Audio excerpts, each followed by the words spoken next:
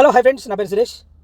నిన్న దళిత మహిళని పోలీస్ స్టేషన్లో వేసి కొట్టారనేసి ఆమె చెప్తున్న వాదన. ఎందుకంటే డాక్టర్ అంట ఆయన. అయితే మా ఇంట్లో బంగారు ఎత్తుకెళ్ళిందని జస్ట్ చెప్పంగానే ఆ పోలీసులు తీసుకెళ్ళి కొట్టారు, అసలు చిత్రహింసలు పెట్టారు, రాత్రి 8:30, 9 నుంచి మొదలు పెడితే 2 గంటల వరకు కొట్టారు అనేసి ఆ అమ్మ చెప్పే విధానం అనమాట.